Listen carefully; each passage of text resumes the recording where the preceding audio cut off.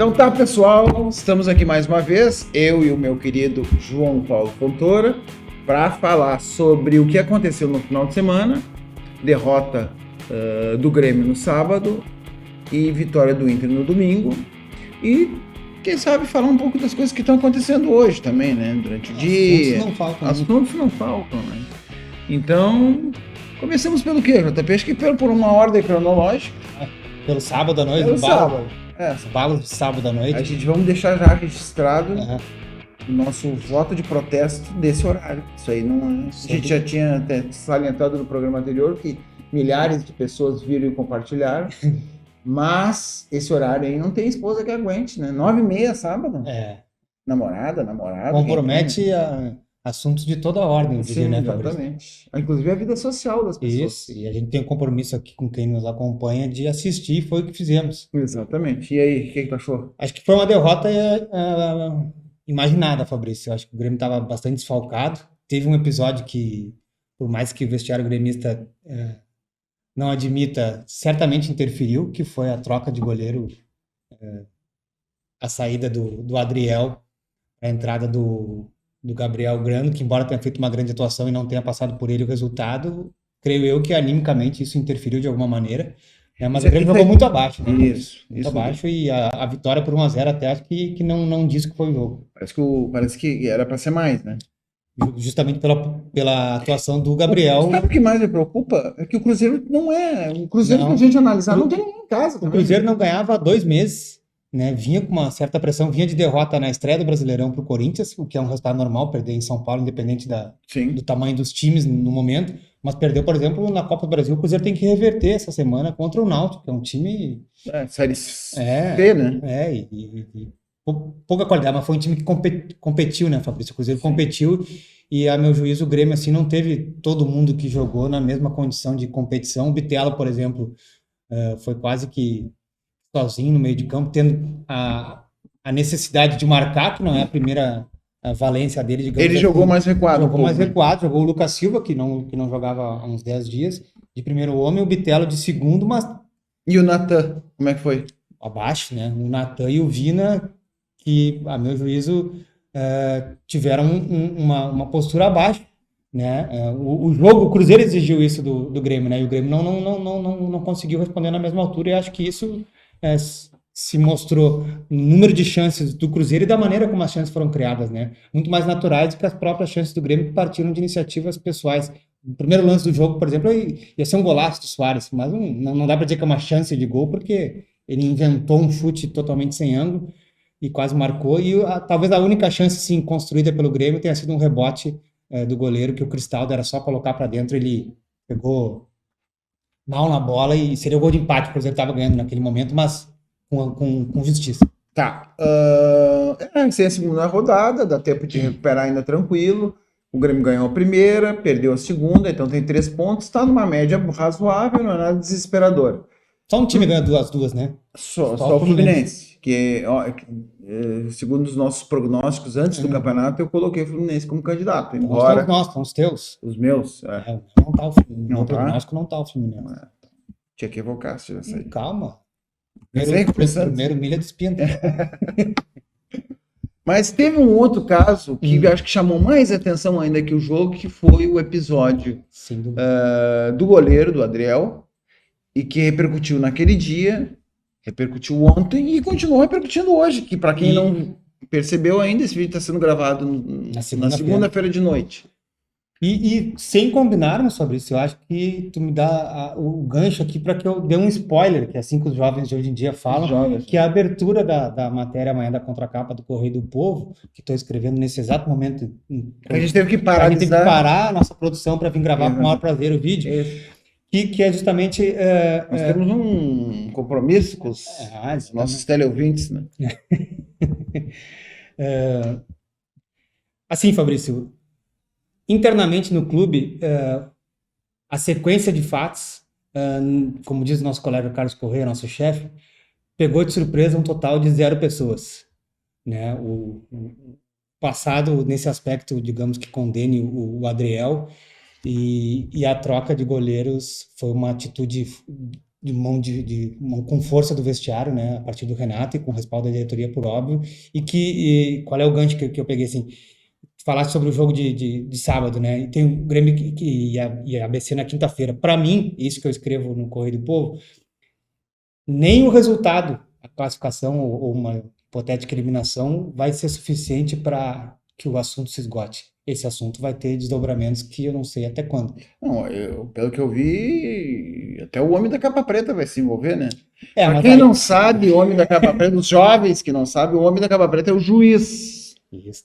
Né? Que parece que o assunto vai terminar na Praia de Belas ali. Na Praia de Belas ou em algum... Bom, brincadeiras à parte, né, Fabrício? Tu tens razão. O que acontece, tá? Estou até checando essa informação nesse momento. O Renato publicou no início da tarde da segunda-feira uma nota em uma das suas redes sociais. Eu estou usando o termo inconformidade, né, mas podia usar outros, a respeito de manifestações posteriores à sua coletiva de sábado à noite. Só para a gente situar aqui o que aconteceu. O Renato trocou o goleiro, isso. Saiu o Adriel. Depois, na entrevista coletiva, ele justificou essa troca dizendo que o Adriel estava com problemas com o seu empresário.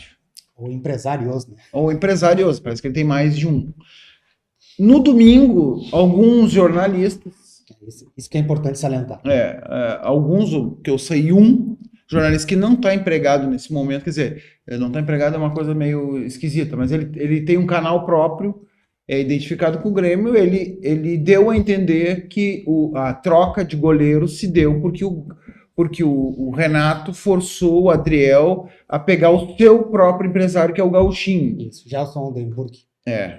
Que é o Gauchinho, o famoso Gauchinho. E o Adriel se recusou e optou por um outro empresário, que é o empresário do Ferreira. Isso, eu acho para lá de pertinente esse teu parênteses aí, Fabrício, porque assim, embora seja um colega jornalista, não está atuando nesse momento, né, e sim como um influenciador digital, fazendo comunicação. E fazer comunicação e fazer jornalismo são duas coisas, embora parecidas, bem diferentes, vamos colocar assim, né. A gente tem a prerrogativa a premissa de lidar com responsabilidade. E à medida que a pessoa faz uma insinuação dessa, é mais do que natural, eu diria que justíssimo que o Renato se manifeste da maneira como se manifestou e que... Está ameaçando o jornalista de processo. O Renato não fala na nota que é para essa pessoa, né? Aqui eu não vou dizer quem é a pessoa, justamente porque eu acho que esse tipo de postura não tem a ver com da maneira como a gente trabalha. Bom, então é isso. A princípio aconteceu isso, o Renato tirou o jogador, o Adriel, ele hoje reclamou, o Renato, né, postou essa nota nas redes sociais. E já escalou o Gabriel Grando para quinta-feira, quinta e domingo. Né? Exatamente. Então, por enquanto, continua. Como o JP disse, o assunto vai ter repercussão, porque, enfim... vai. É um assunto que vai seguir. O que me faz lembrar esse assunto um pouquinho, porque parece que tudo isso surgiu quando se chegou à conclusão que o Adriel ganhava pouco, menos. E eu até acho que ele deve ganhar menos, talvez seja o salário menor de todos os 11 titulares. Só que daí eu me lembro daquilo que falou o Barcelos um tempo atrás, uns 2 meses atrás, quando houve uma forçação de barra para a renovação antecipada do contrato do Pedro Henrique, e o presidente veio e disse que, beleza, nós contratamos o jogador, fizemos um contrato longo, ele tem contrato, e aí ele dá certo, começa a fazer um monte de gols, que é exatamente isso que está acontecendo com o Pedro Henrique, e o empresário vem aqui e me cobra uma renovação antecipada do contrato. Ou até não, pode até nem ter a prorrogação do contrato, mas ele quer um outro contrato novo porque ele quer um aumento de salário. Sim. Agora, se o Inter ou o Grêmio contrata um jogador ou aposta um jogador das categorias de base e ele não dá certo, nenhum empresário vai procurar o clube para renovar o contrato por valores abaixo. Por valores abaixo, porque ele não está sendo usado. Tá? Então eu só queria fazer esse parênteses aqui, porque às vezes a culpa é sempre do clube. O clube é sempre criticado e normalmente merece mesmo. Mas em alguns aspectos o clube é vítima desse sistema todo, tá?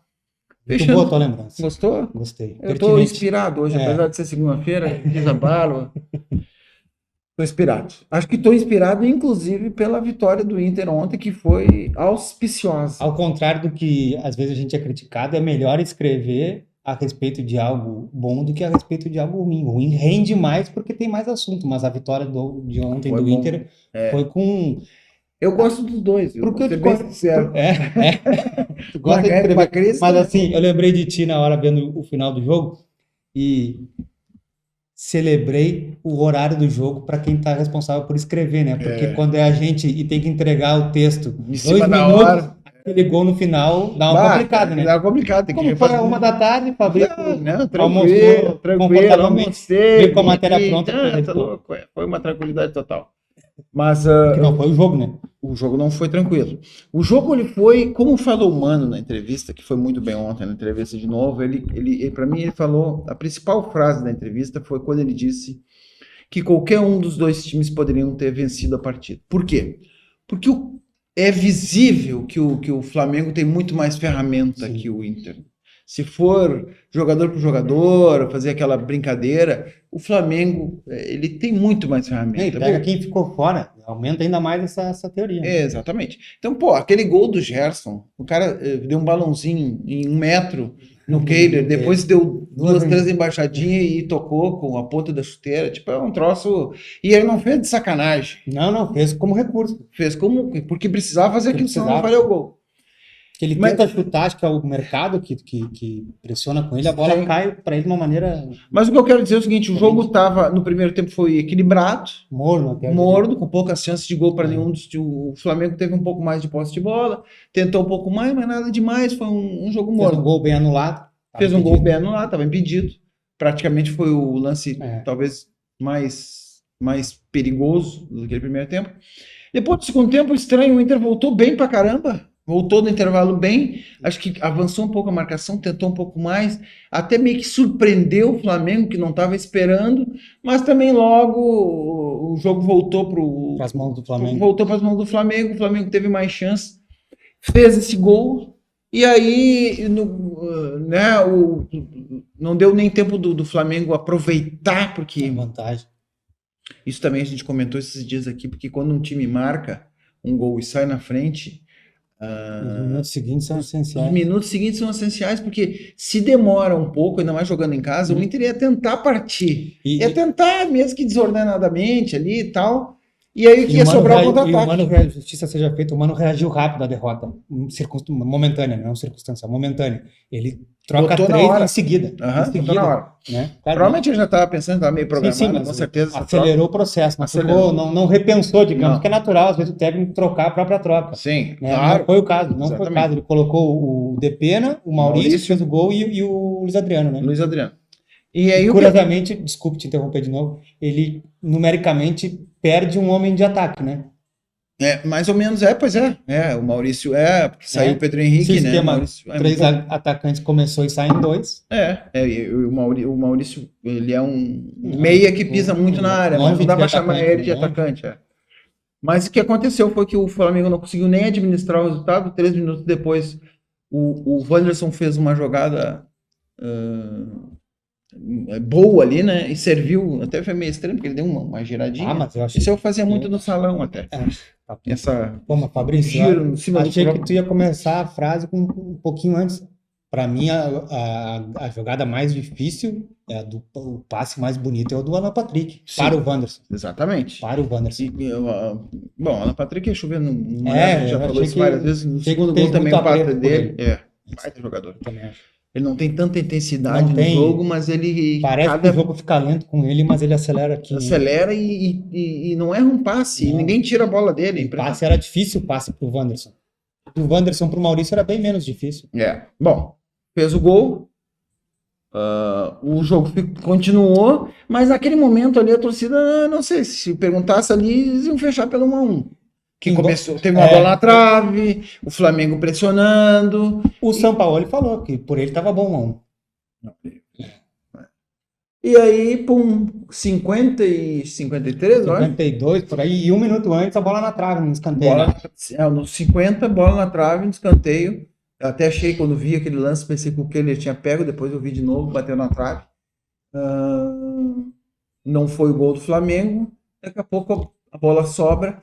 E eu quero chamar a atenção, porque o Luiz Adriano, ele, até um ano depois, diz na coletiva que ele chegou mais ou menos como chegou o Alan Patrick, precisa de tempo. Eu quero chamar a atenção porque nos 2 gols o Luiz Adriano participa da jogada sem tocar na bola. Mas isso é jogador experiente e inteligente. Ele puxa a marcação. Abre espaço pro Jean Dias, né? No segundo. Segundo. E a zaga não sabe muito o que fazer, porque ele é um jogador que chama atenção, até pela trajetória dele, e acaba sobrando para outra pessoa, no caso o Maurício, e faz o gol. Então eu só queria chamar a atenção para esse aspecto. Primeiro, a participação do Alan Patrick nos 2 gols, dando passe, e para o Luiz Adriano também, participando sem tocar na bola dos 2 gols. E por fim, claro, chamar a atenção para o Maurício, que... Aí agora um problema pro Mano, não sei o que ele vai fazer, alguém vai ter que ficar de fora, só pode entrar 11. Mas esse é o tipo do bom problema. E a gente nem falou do alemão, né? Fica pro próximo programa. Eu prefiro não falar. Eu não sei se vamos falar do próximo. Quando é o próximo, diretor? Rapidinho. Deve ser na véspera da rodada dupla da Copa do Brasil, na quarta-feira. Aí por quarta-feira. Acho que só o Vasco, na comparação com o Inter, que é o assunto aqui, começou tão bem o brasileiro. Eu não coloco nem o Fluminense, porque o Fluminense ganhou 2 jogos, mas 2 jogos, para quem tem o time que o Fluminense tem atualmente, ganháveis. O Inter foi bem desfalcado enfrentar o Fortaleza lá, que historicamente já é difícil para a dupla Grenal, para o Inter também. Digamos que se o Inter perdesse por 1-0, foi resultado normal. Resultado normal. E ontem tivesse empatado, resultado normal também.